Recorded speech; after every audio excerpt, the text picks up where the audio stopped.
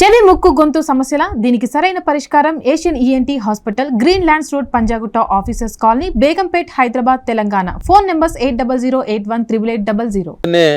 చాలా అసలు ఓపెనింగ్ వసే మన రాములయ్య శ్రీరాములయ్య ఓపెనింగ్ అంత గ్రాండ్ గా రామనాయుడు గారి స్టూడియోలో జరగడం, ఆ రోజే మిస్సేప్ జరగడం, ఎందుకు దాని గురించి ఏమాత్రం మీకు అసలు ముందస్తుగా ఏ రకమైన సమాచారం అందలేదా? లేదు, తెలియదు. యాక్చువల్గా నా పెళ్లిలో పెట్టారు అది. యాక్చువల్గా నా పెళ్ళికి ఏంటంటే ఆఫ్టర్ లాంగ్ టైము మామూలుగా రవి గారు కానీ వాళ్ళ ఫ్యామిలీ కానీ పెళ్ళిళ్ళకి అటెండ్ గారు, ఫంక్షన్స్కి అటెండ్ గారు. అది పరిటెల రవి గారు వాళ్ళు. ఎందుకంటే శ్రీరాములయ్య గారు కూడా ఒక పెళ్ళికి వెళ్తూనే ఆ వెళ్ళే మార్గంలోనే చంపబడ్డారు. ఈ ఫంక్షన్ అటెండ్ అవుతుంటే ఏంటంటే ఫిక్స్డ్ లొకేషన్ కదా, టార్గెట్ ఫిక్స్ చేసుకుంటారు, వెరీ ఈజీ ఈజీ కదా, ఫైండ్ అవుట్ చేయడం ఈజీ కాబట్టి అవరు. ఆఫ్టర్ లాంగ్ టైం మన పెళ్ళికే రావటం, ఇది ఫ్యామిలీతో పాటు కొలీగ్స్, అనుచరులు, బంధువులు అందరూ. ఎందుకంటే నేను అక్కడ వాళ్ళతో ఒక దాదాపు ఆ ఫ్యామిలీతో కానీ ఆ ఏరియా అక్కడున్న శ్రీరాములయ్య గారి సహచరులు, జూనియర్స్, సీనియర్స్ అందరితో బాగా కనెక్షన్ ఏర్పడింది ఆ 1 year జర్నీలో. సో ఆ జర్నీలో ఆ బాండింగ్ ఏర్పడింది. అందరూ పెళ్ళికి వచ్చారు. వాళ్ళకి తెలిసింది, ఓహో వీళ్ళు రవి గారి ఫ్యామిలీయే కాదు, మొత్తం జిల్లా పరిషత్ చైర్మన్ దగ్గర నుంచి ఎమ్మెల్యేల దగ్గర నుంచి అందరు వస్తున్నారు అనేది అర్థమైపోయింది. అర్థమైపోయి అక్కడ పెట్టారు బాంబు, ఒక కార్ పెట్టేశారు ఇక్కడ. నేనేంటంటే ఆ చిన్న సందు ఉంటుంది, మా ఊరు నుంచి వచ్చిన పిల్లలకి ఏం చెప్పానంటే, అక్కడ చిన్న సందు ఉంది, ఒక 2 కార్లు కనుక పార్కింగ్ చేశారనుకో వచ్చే వాళ్ళకి ఇబ్బంది అవుతుంది, కాబట్టి ఎవరైనా ఉంటే కొంచెం రిక్వెస్ట్ చేసి తీయించండి అని చెప్పాను నేను. వాళ్ళు ఆ పనిలో ఉన్నారు. కానీ ఒక కారు పెట్టిన కానీ ఎవరు తీయట్లేదు. ఆ కారు దగ్గరికి వెళ్ళి కొడుతున్నారు, ఎవరు తీయట్లేదు. నేను పెళ్లి కొడుకుగా కారులో పెళ్లి మండపానికి వస్తున్నప్పుడు ఇక వాళ్ళు దూరంగా చూసి వీడు వచ్చి కారు ఇక్కడే ఎందుకుందని తిడతాడేమో, మన టెంపర్మెంట్ తెలుసుగా వాళ్ళకి, వీడు అనవసరంగా వీడు తిడతాడేమో అని చెప్పేసి ఆ కారు ఎక్కి గుద్దడం మొదలుపెట్టారు. ఫోటోలు తీయించుకున్నాడు వాడు. ఎప్పుడైతే కారు ఎక్కి గుద్దటం మొదలెట్టాడో ఈ రిమోట్ కంట్రోల్ ఎవరైతే చేయాలో అతను అవతల రోడ్డుకి వెళ్ళిపోయాడు. సో ఇక తను కోర్టులో చెప్పింది ఏంటంటే, ఆ చిన్నపిల్లలు ఆడవాళ్ళు ఉన్నారు కాబట్టి నేను పెంచలేదని చెప్పాడు ఆయన. సో అది కూడా ఉండి ఉండొచ్చు బహుశా, ఇప్పుడు ఆ పిల్లలు ఎందుకంటే సంబంధం లేని వాళ్ళు కదా. అవును. సో అదే కారు ముందు నుంచి రవి గారు వచ్చారు. అదే కారుకు జస్ట్ ఒక 20 yardsలో మోహన్ బాబు రవి గారు నిలబడి చాలాసేపు మాట్లాడుకున్నారు. అదే కారు దగ్గర 20 yards అంతే. ఇక్కడ కారు, అది మెయిన్ గేటు. సో అందరు వచ్చారు, పెళ్ళి అయిపోయింది, వెళ్ళిపోయిన తర్వాత 5 o'clock 4:30 ఆ కారు తీసుకెళ్ళి రవి గారి ఆఫీస్ ఉండేది ఇక్కడ సీనియర్ కాలనీలో. అక్కడ తీసుకొచ్చిన తర్వాత అక్కడ వాళ్ళు లేదు ఇక్కడ రారు ఇప్పుడు రవి గారు, షూటింగ్ ఉంది 19th అంటే అది తీసుకెళ్ళి నిమ్స్ హాస్పిటల్లో పెట్టారు. దానికి డాక్టర్ స్టిక్కర్ పెట్టి ఉన్నది అనమాట కార్కి. ఎందుకు డాక్టర్ స్టిక్కర్ పెట్టినారంటే, పెళ్లి మండపం వెనకాల మెడ్యూన్ హాస్పిటల్ ఉంటుంది నాంపల్లిలో. సో అందుకోసం ఆ స్టిక్కర్ వేసిన డాక్టర్ అనుకుంటాం అనేది నిమ్స్లో కూడా డాక్టర్ స్టిక్కర్ వేసి పెట్టున్నారు అనమాట. పెట్టి కరెక్ట్గా తీసుకొచ్చి పెట్టారు అక్కడ. విచిత్రం ఏంటంటే, అది షూటింగ్ ఓపెనింగ్ రోజు రవి గారు మేమంతా కలిసి ఆ కారు ముందు నుంచి నడుచుకుంటూ వెళ్ళాం ఫిలిం నగర్ నుంచి. అప్పటికి వాళ్ళు వచ్చినట్టు లేరు, నడుచుకుంటూ వెళ్ళాం అదే కారు ముందు నుంచి. రవి గారు చాలా మంది అనుచరులు. ఓపెనింగ్ 9:30కి ఎప్పుడు ఉంటుంది, 9:30కి. మేము ఎర్లీగా 7:30కి వెళ్ళిపోయాం. అంటే జనం చాలా మంది వస్తారు అని చెప్పేసి, అంతమంది జనంతో ఓపెనింగ్ అనేది ఫస్ట్ టైం కదా తెలుగు సినిమాకి. దాదాపు 10-15 మంది జనం.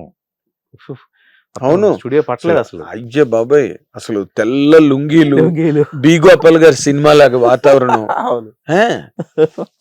నేను కేవలం ఆ రోజున నీ సినిమా అని సౌందర్యం ఒకసారి పలకరించి వెళ్ళిపోదామని చెప్పి నేను స్టూడియోకి వచ్చినప్పుడు ఉలగనాథన్ అని ఇండియన్ స్క్రీన్ జర్నలిస్ట్ ఒక ఆయన ఉండేవాడు.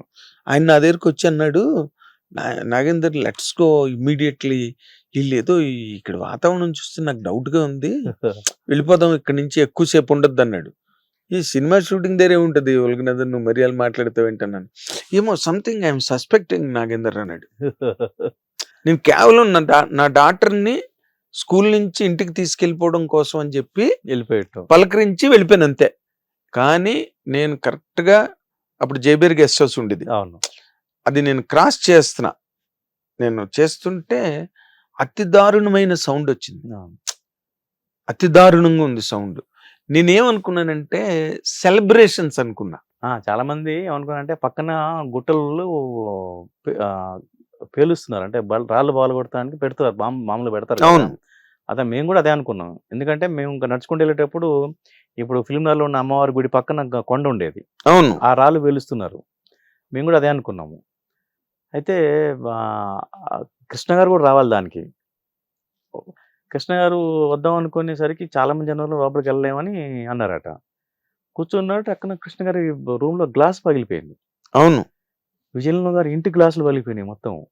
అసలు అర్థం కాలే, ఈ గ్లాస్ పగలటం ఏంటి? అర్థం కాలేదు. తర్వాత పావుగంట తర్వాత తెలిసిందట ఆయనకి. తెలియగానే శంకర్ ఎక్కడున్నాడు కనుక్కోండి, శంకర్ ఎక్కడున్నాడు కనుక్కోండి.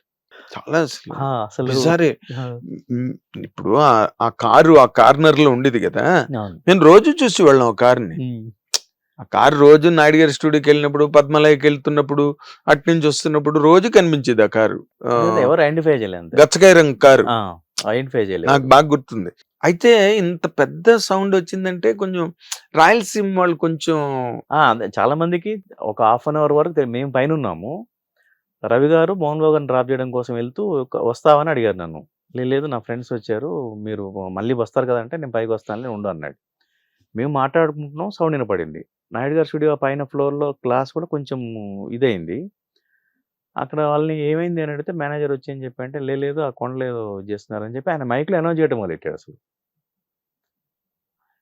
ఇదేంటి అని అనుకున్నాం, మాట్లాడుతున్నాం. ఈలోపు శ్రీహరి పరిగెత్తుకొచ్చాడు. అమ్మ నువ్వు అర్జెంట్‌గా రా అని చెప్పి నాయుడు గారు, శ్రీహరి ఇద్దరు కలిసి నన్ను, బాబుమోహన్ గారు రూమ్‌లో కూర్చోబెట్టారు. ఏంటి ఏమైంది అని. అప్పుడు నాకు డౌట్ వచ్చింది. ఏమైంది అని అన్నాను. లేదమ్మా బాంబులేశారు. చాలామంది చనిపోయారు. చాలామందికి గాయాలయ్యాయి. నువ్వు బయటికెళ్ళడానికి వీల్లేదన్నారు.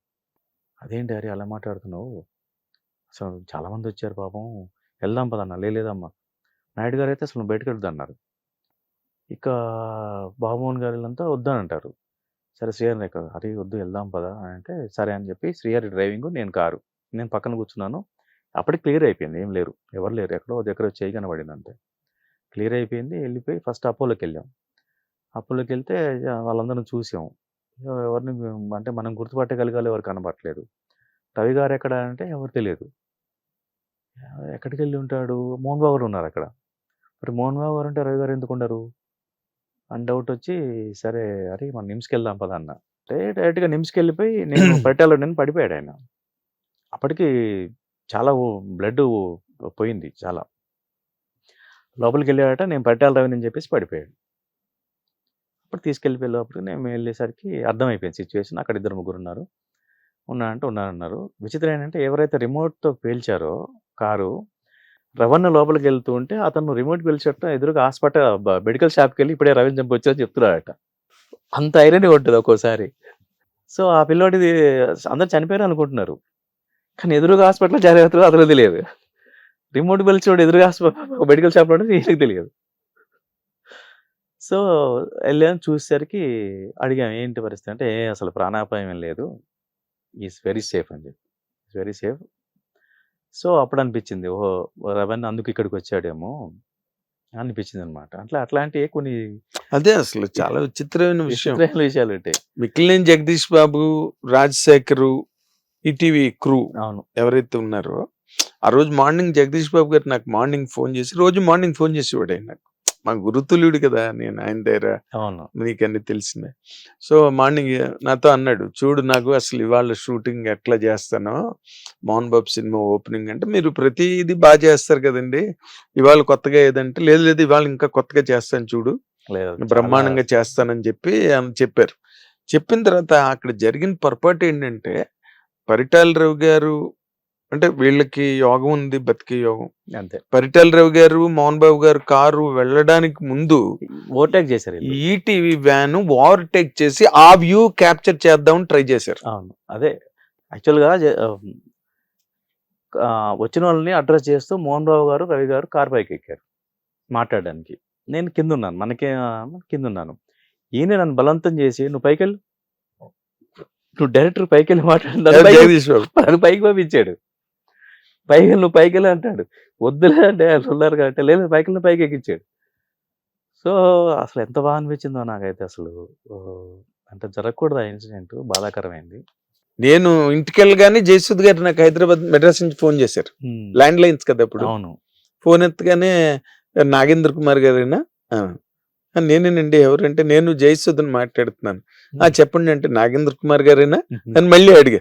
నేనేనండి. ఏం చెప్పండి జయసుధ గారేనా? కాదు అక్కడ పద్మాలయ ఏదో బాంబు పేలిందంట, పద్మాలయలో గ్లాసులన్నీ బద్దలైపోయింట అని అంటే నాకు అప్పుడు కనెక్ట్ అయింది. ఇందాక సౌండ్ బాంబా అని. ఓహో, అప్పుడా తెలియదు నాకు తెలీదు. నేను ఛానల్స్ కూడా లేవు కదా, ఏం లేదు. రాయలసీమలో వాళ్ళంతా బాగా చాలా ఎక్సైటెడ్ గా ఉన్నారు. ఓపెనింగ్ అర్థమవుతుంది ఎట్లా బాగా సెలబ్రేట్ చేసుకుంటున్నారేమో అని అనుకున్నాను. అవును, మేమేమో పక్కన కొండలు పేలుస్తుందని మేము అనుకున్నాం. మీరు అనుకున్నారు. నాకు జయసుద్ గారు చెప్పే వరకు నాకు కనుక ఈలోగా సిటీ కేబుల్ ఒక్కటే అప్పుడు మనకు ఎందుకు జెమినీ ఈటీవీ 2 ఉన్నాయి కదా అప్పుడు. ఉన్నాయి. సిటీ కేబుల్ అవును ఇమీడియట్లీ అవైలబుల్. ఇమీడియట్ గా సిటీ కేబుల్ పెట్టగానే అసలు దారుణం విపరీతంగా. వీళ్ళందరూ అసలు జగదీష్ బాబు గారి బాడీ అయితే తునకలు అయిపోయింది. బాడీ కనిపించలా. మీరు గద్దర్ గారు షబన్ ఆజ్మీ కాంబినేషన్ లో ఒక సినిమా తీస్తారని చెప్పి అది నీ వల్లే పార్టీ పర్మిషన్ ఇవ్వలే. అవునా? గద్దరన్నకి యాక్చువల్ గా అది అద్భుతమైన కథ. అంటే దాన్నే ఎన్కౌంటర్ కింద షిఫ్ట్ చేశాను యాక్చువల్ గా. ఓకే. ఆ సోల్ మదర్ అండ్ సన్ డ్రామాని, మిస్సింగ్ సన్ డ్రామాని దీంట్లోకి ఆ సోల్ దీంట్లో తీసుకొచ్చాను అనమాట. సో అప్పుడు పార్టీ పర్మిషన్ కోసం పెట్టుకున్నారు, ఇవ్వలే పర్మిషన్ గద్దరన్నకి. శ్రీరామలయ్య కూడా మనం ఎన్కౌంటర్కు ముందే పెట్టున్నాము. అంటే శ్రీరామలయ్య గారి బయోపిక్ తీయాలంటే పార్టీ పర్మిషన్ కావాల్సిందే. అవునా? Compulsory mandatory. అయితే ఎన్కౌంటర్ ఆగిపోయిన క్రమంలో ఆ గ్యాప్లో ఏంటంటే శ్రీరామలయ్య మీద వర్క్ చేసాం. సరే ఇది ఆగిపోయింది కదా, దీని మీద వర్క్ చేద్దామని దాని మీద ఒక 3-4 months 5 months చేసాం. చేసి డ్రాఫ్ట్ తయారు చేసాం, పంపించాం. రిజెక్ట్ చేశారు. ఇప్పుడు వద్దు అని పెండింగ్లో పెట్టారు. రిజెక్షన్గా అనుకోవచ్చు, లేకపోతే పెండింగ్ పెట్టేసి అంటే రాలే పర్మిషన్ అంతే. ఇది కూడా లేదు కానీ ఊరు వెళ్ళిపోయాయి. అది మ్యాటర్. అంటే ఇప్పుడు రిలేటెడ్ గా ఒక మాట అడుగుతా. ఇప్పుడు ఎగ్జిబిటర్